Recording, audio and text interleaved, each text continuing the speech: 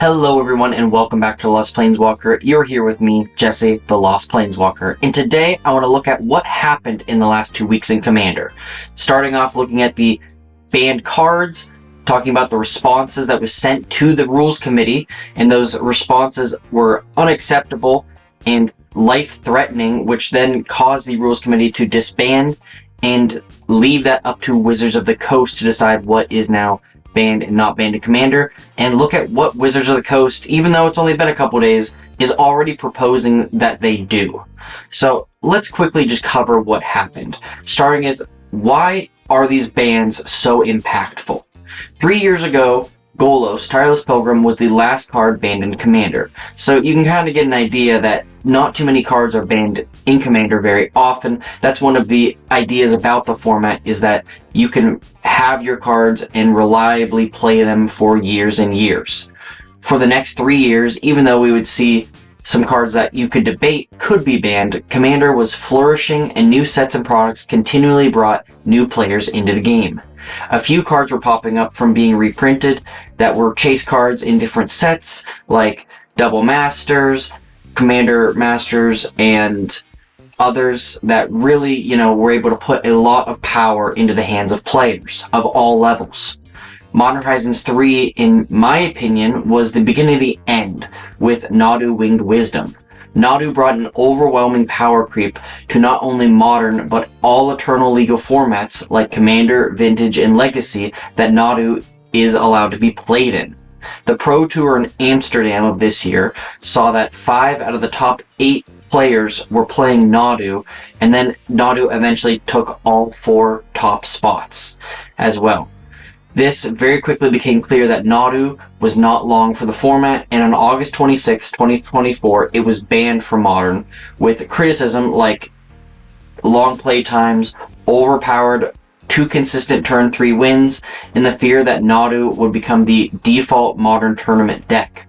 We learned later that Nadu was actually created for Commander play, and is more of a problem in Commander for the same reasons, but unlike Modern, you don't always have a really nice win con. As a casual card, Nadu is way too overpowered, and on a competitive level, Nadu was too unreliable, and the play times were just a waste if you couldn't actually get to an end. Nadu's creation and troubled gameplay brought a new ban potential, and with it the influx of new players and questionable reprint chase cards led to the decision that was a long time coming.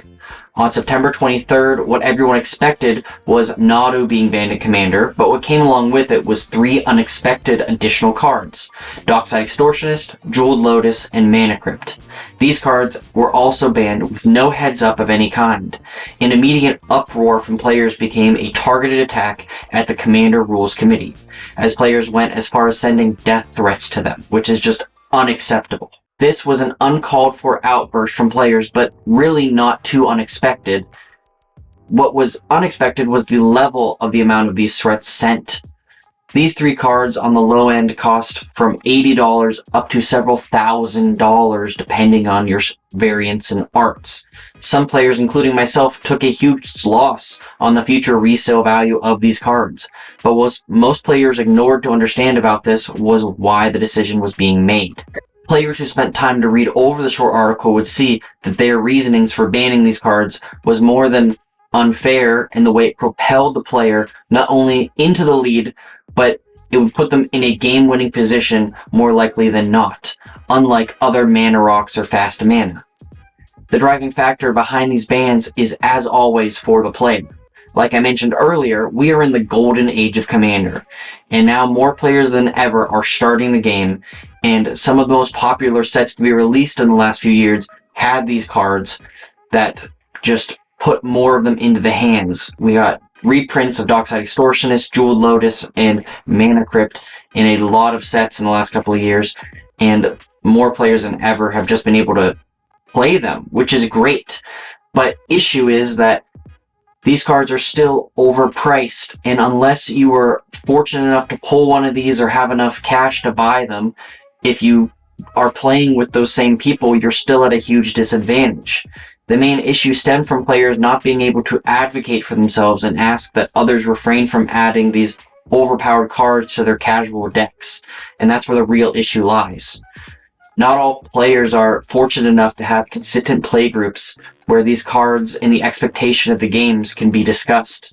Some players like myself have had bad experiences at my local game store with players who use these overpowered cards to just steamroll you.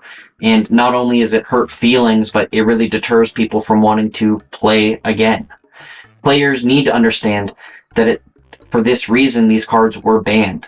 As Commander has grown, the Rule Zero conversation or just general gameplay expectations have not been kept up with, leading to some really unfortunate games.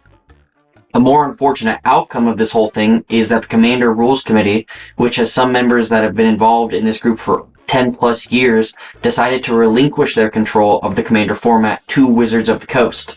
The overwhelming amount of threats and criticism targeted at these committee members who do this work for free and get no financial benefit for covering the health of this game had to step away for their own health and safety. This is a sad day for Magic the Gathering. This is just a card game, and any actions taken to threaten anyone for any reason are uncalled for, and they should be ashamed of their actions. Now, with the Rules Committee relinquishing their power to Wizards of the Coast, a lot of uncertainty about the future of Commander is unclear.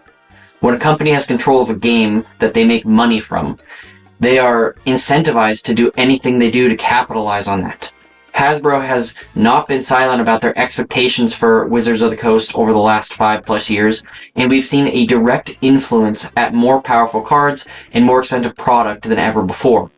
On October 1st, Wizards of the Coast sat down to take a look at, what you should be looking forward to as players and how they will break down the future of Magic the Gathering. And I kind of did a little summary here so that you guys can learn what they talked about. Hey everyone, before we look at what Wizards of the Coast has planned for the future of Commander, I would just like to say, please consider leaving a like and subscribing. It would mean the world to me. I would also like to quickly mention that I created a Patreon whose recent contributions have helped me take steps to improve my videos and cover more up-to-date content like this. So if you like this video, please leave that like. It really does help a lot. And maybe check out that Patreon. It would mean a lot to me. I hope you'll check that out, and let's get back to see how Wizards sees the future of Commander going. So the first thing Wizards of the Coast wanted to discuss is that at this point they will be making no new bannings to the Commander format. And they actually want to look at the ban list in general and see if there are cards that should be unbanned from it. The decision of which cards will be banned or talked about is going to be formed by a committee that Wizards of the Coast is putting together. Similar to the Pauper format, Wizards has a committee of people that talk over the cards to help Wizards decide if they are in the spirit of the format, or maybe they're too strong and need to be revised. The committee that looks over Commander will likely be composed of prior Rules Committee and Commander Advisor Group members in addition to other people. Over time, this list may increase, but the total size and who is on it is not public information yet, as it is still being created. The community will always be the base of Commander. This was an important thing that they wanted to make sure that this is a Commander and community-driven format. They want to keep it that way, and they always want to make sure that the spirit of Commander is represented here and in the future. This is great to hear, and this is where I believe the format should be structured, and I'm glad to see that this is the way Wizards of the Coast is seeing it as well. Next, they wanted to look at how players can look at future power ranking status for Commander. For years now, the power scale of a 1 to 10 has really not been great. Whenever you start a Commander game, you may be asked, what's the power level of your deck? But for the most part, there's no definitive way to do that. It's well known that Magic the Gathering players are also really not good at determining these, so Wizards is proposing that a 1 to 4 system is going to be used instead, that will decide to include cards from chosen levels in your deck that will make it very easy to see. For example, there's going to be a bunch of cards at power level 1.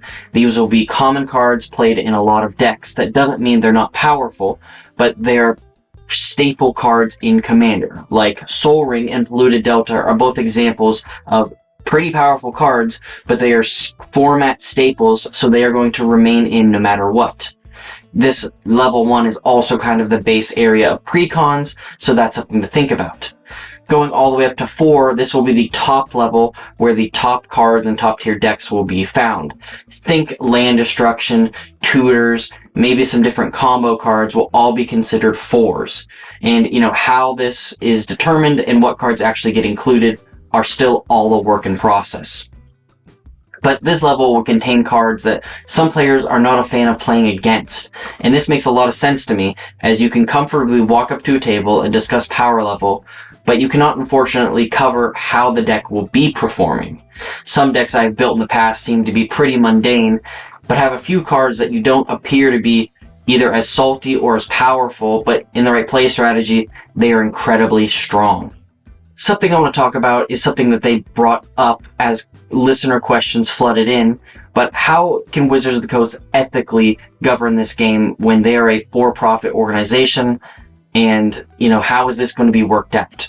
Well, Aaron Forseth was there, and he wanted to let people know that he is there to protect the players. He is going to make sure that cards get run through him, get run through internal playtesting, and of course, every once in a while, a card is going to spiral out like Nadu to an extent that nobody had ever been able to, fully see. But they are going to do their best, and if Hasbro pushes them to release more cards to just sell packs, they are going to be able to push back against that, and that is, a little bit of security they wanted to let everybody know. I, just like so many of you, have lost hundreds of dollars in value in my own collection, but that is something I had to accept when I bought these cards to begin with. All these cards are just paper and plastic. They do not have any inherent value other than what you're willing to pay for them. If you're not prepared that your entire collection could be worth nothing tomorrow, then you should really assess the reason you're playing the game to begin with. Are you in it for the fun and to make good memories, or are you playing to buy cards only to sell them later at a higher value? Very few people will be successful with the second, but having fun and making memories will not let you down. So, thank you so much for watching. This video was hard, seeing the format lose and change so much in the past few weeks, and I hope that as we move forward, things will only get better. I hope you enjoyed this video and you learned a thing or two, and if you have any comments about, what's coming in the future or whatnot, please leave that comments down below. I would love to see it. In addition, if you would please leave a like, share this video with a friend, and subscribe. That would mean the world to me, so thank you, thank you, thank you. Now today's Scryfall card of the day is Vampire's Vengeance. Olivia was quick to make an example of any village that refused to pay her blood tithe. Thank you so much for watching, and as always, I'll see you later, Planeswalkers.